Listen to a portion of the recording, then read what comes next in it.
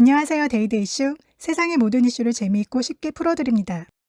뜻밖의 대마도 획득이 있었습니다. 3월 20일 유튜브에 올라온 Now This News 영상에서 한국을 필두로 세계의 다른 나라들과 미국의 코로나 대응 방식을 비교하는 영상인데, 영상 첫 부분에 한국을 표시하면서 대마도도 한국 땅으로 그려넣었더라고요.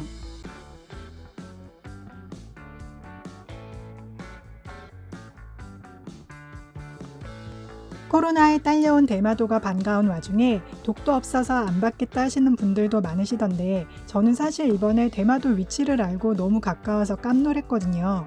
알고 보니 대마도가 한국이랑 너무 가까워서 한국 통신사도 터진다는데, 별거 아닌 별거인 듯 이상하게 괜히 그냥 실없이 뭔가가 뿌듯합니다.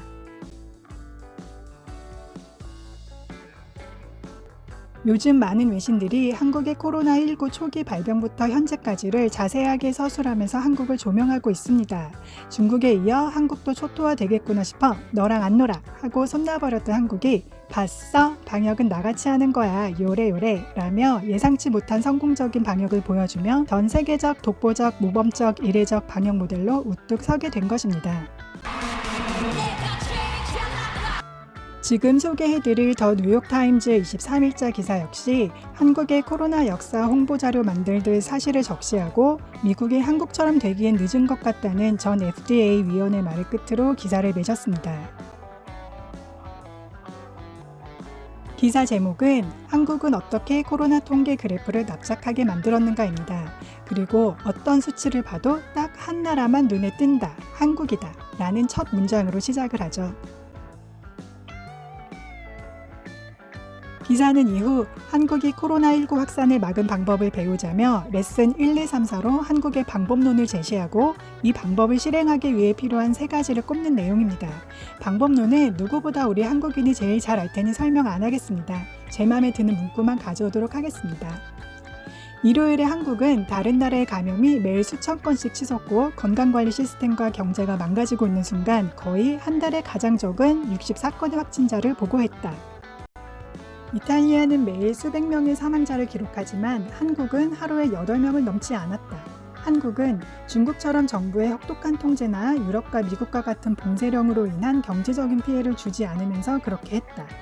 전 세계의 공무원과 전문가들이 한국으로부터 배우고자 한국을 면밀히 조사하고 있다.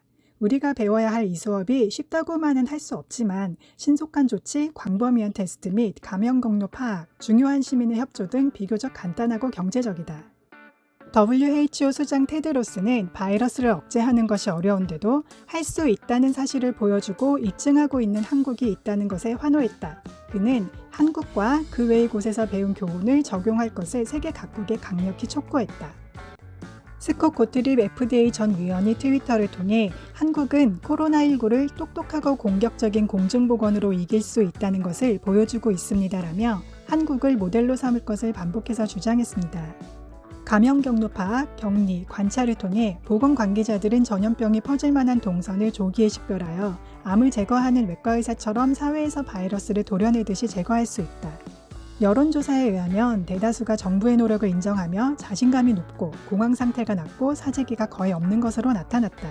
네, 그렇습니다. 우리 국민은 우리는 해낼 수 있다는 자신감이 있는 것이 분명합니다. 그에 비해 여러 나라들은 공황과 패닉, 안전불감증 또한 어우러져 사재기는 아직도 여전합니다. 미국의 더누디 경찰국에서는 누가 이랬는지 아무라도 범죄방지센터로 제보해달라며 페이스북에 공지했습니다. 이에 대한 반응들은 누가 이런 파렴치한 짓을 했는지 분노, 자기가 지금까지 본 가장 잔인한 로드킬이라며 애도, 저기가 어디냐며 자기 빵이랑 바꿀 수 있다며 호소, 경찰에 신고는 했냐며 격노했다고 합니다. 안전불감증으로 돌아다니는 사람에게 제발 집에 머무르라고 막 욕도 하는데요. 뉴욕타임즈는 또한 지금 리드하고 있는 한국을 따라가기에 장애가 되는 3가지를 들었습니다. 1. 정부의 의지.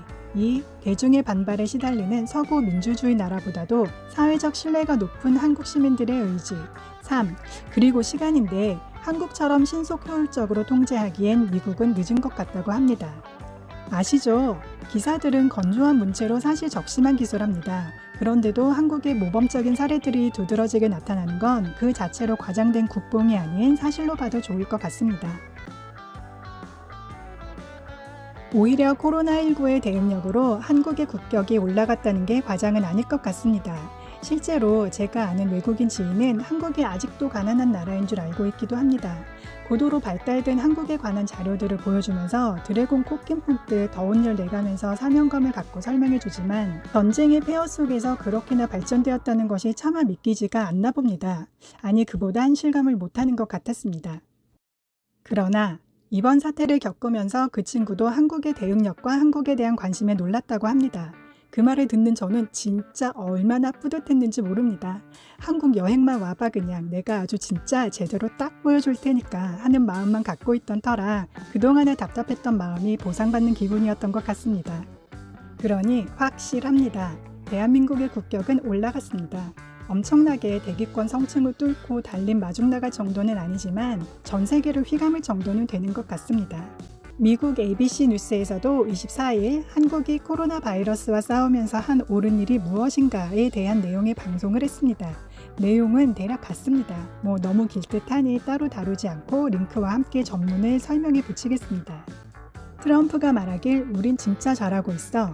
코로나 바이러스가 답하길 나돈데 한답니다. 그렇다면 우리는 무고한 역사를 철벽 히스토리로 살아온 강철 한국인이 철옹성이 뭔지 보여줘야겠습니다. 이 싸움은 끝나지 않았고 오히려 더 커질 수 있는 현재 진행 중이니 계속 조심해야겠습니다만 제 지인처럼 한국을 제대로 모르는 사람에게서 한국 인정한다는 말이 나오는 날을 제가 살고 있으니 그 맛에 들린 저는 오늘도 보람차게 영상을 만들었습니다.